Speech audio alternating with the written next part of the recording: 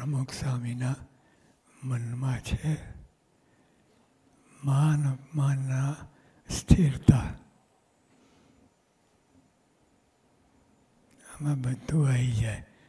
માન અપમાનમાં સ્થિરતા રહે એટલે જગ જીત્યો. કોઈને પરવા નહીં. પણ એ બહુ સહેલું નથી. આપણે જેમ ધારીએ છીએ એમ. અત્યારે બધા બેઠા છે. પહેલી લાઈનવાળાને 5મી લાઈનમાં ધકેલે, 5મી લાઈનવાળાને આગળ લે તો શું થાય?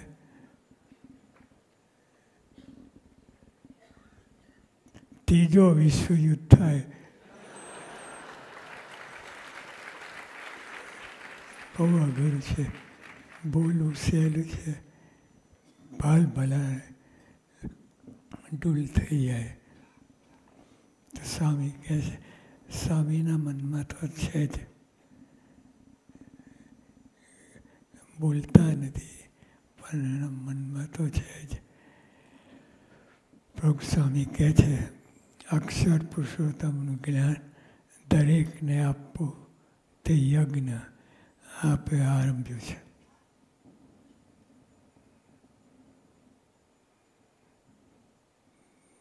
અક્ષર પુરુષોત્તમ આપણા માતા પિતા છે.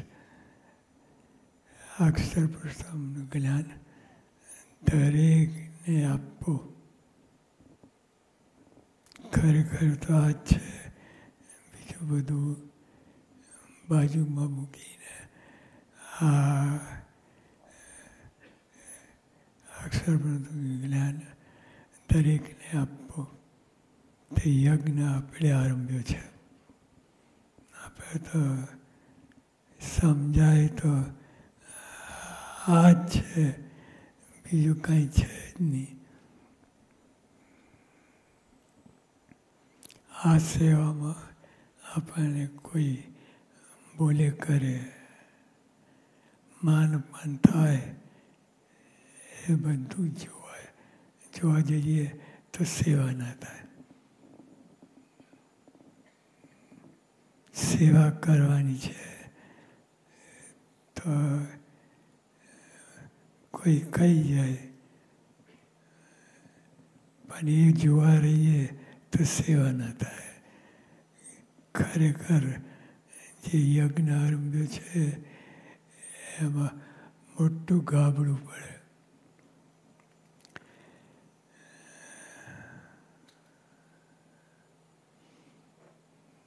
અક્ષર પુરુષોત્તમનું જ્ઞાન દરેકને આપવું તે યજ્ઞ આપણે આરંભ્યો છે. આ સેવામાં આપણને કોઈક બોલે કરે,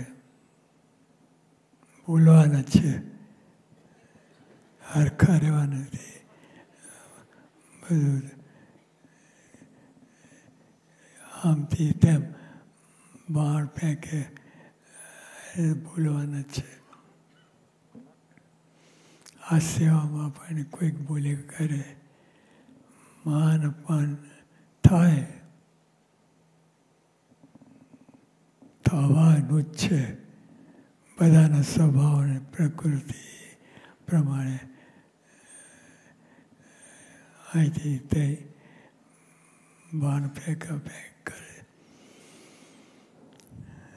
આ સેવામાં આપણને કોઈક બોલે કરે એટલે આપણે આ સેવામાં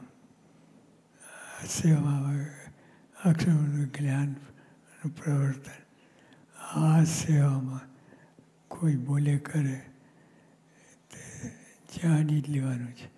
મારા સ્વભાવ પ્રકૃતિ પ્રમાણે કરવાના જ છે. માન અપમાન થાય એ બધું જોવા જોઈએ. અને આ બધું જોવા જઈએ તો સેવા ના થાય. અક્ષર પુરુષોત્તમનું જ્ઞાનનું પ્રવર્તન એ ના થાય. મને 2 શબ્દ કહી ગયો છે તે વખત આવે તો તેને હું સંભળાવીશ એવું ન રાખવું. ડાળમાં રાખે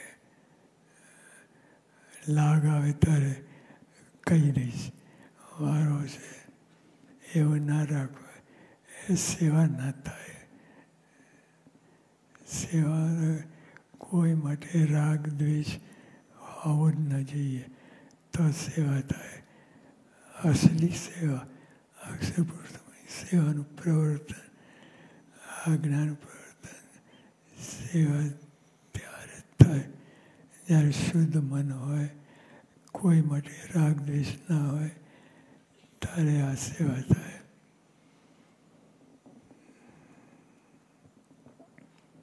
મને બે શબ્દ કહી ગયો છે તે વખત આવે ત્યારે તેને હું સંભળાવીશ. એવું ન રાખવું. આ બધી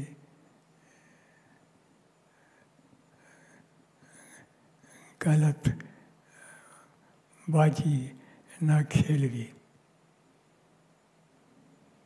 મને બે શબ્દ કહી ગયો છે તે વખત આવે ત્યારે.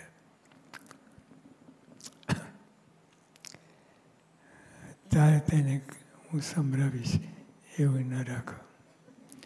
સેવા આપણે કરીએ તેમાં કોઈ બે શબ્દ બોલે પણ તે સહન કરવું. અસલી વાત આ છે, સહન કરવાની. કહેવાના જ છે, સ્વભાવ પ્રમાણે બધા કહેવાના. એટલે મનમાં ધારી લેવું તો સહન કરું. સહન કરું. શ્રીજી મહારાજે બહુ મહિમા કહ્યો છે સહન કરવાનો.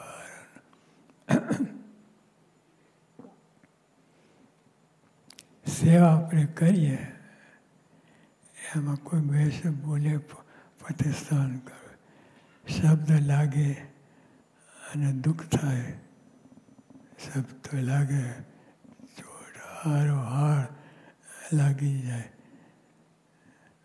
અત્યારે પહેલાં મેં કહ્યું કે પહેલી લાઈનવાળાને પાંચમી લાઈનમાં ધકેલે અને પાંચમી આને આગળ લે, હારો હાર લાગે. ગાય મોટો હોય જુઓ ને એને લાગી જ જાય. તો તે વખતે શું કરું? સહન કરું. સહન કરીએ તો મહારાજનો રાજીપો થાય અને શાંતિ થાય અને બધું કામ અક્ષર પુરુષોત્તમની ઉપાસનાનું કામ આગળ વધે. સેવા આપણે કરી તેમાં કોઈ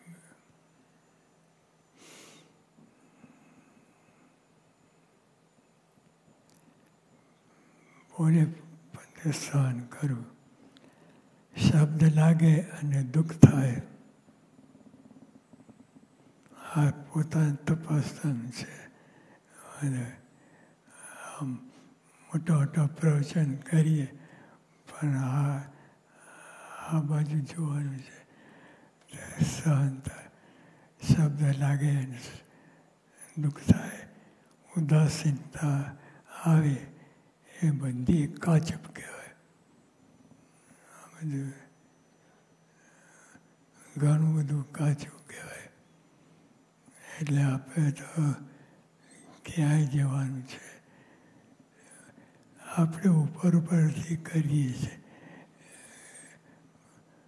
બે શબ્દ કરીએ, પ્રવચન કરીએ એટલે પૂરું એવું મનમાં ધારે. પણ આવું બધું આમ પરમ શબ્દ ના લાગે, ઉદાસીનતા ના આવે, એ બધું કાંઈ ના થાય. અને કેફથી કેવું એ વાત તો જુદી. તો આવું બધું કહીએ તો આગળ આપણે વધીએ. પ્રમુખ સ્વામી મહારાજ કહે છે, પ્રાણ જાય તો સત્સંગ છોડવો નહીં. સત્સંગની કિંમત મહિમા સમજાયો હોય તો ના છોડે, નહીં તો રમકડું માનીએ આ સત્સંગ તો આમ તેમ અથડાયા કરે અને કામ ન થાય. પણ પ્રાણ જાય તો સત્સંગ છોડવો નહીં. પ્રાણ એટલે કે તમે પોતે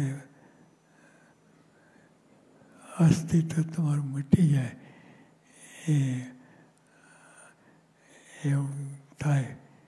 પણ તોય તમારે સત્સંગ છોડવો નહીં. સત્સંગ કિંમત બહુ છે. સત્સંગ મોટા મોટા દેવતા અને જંગલમાં જઈને તોય હરકાર્યા તે એટલે સત્સંગની કિંમત બહુ છે.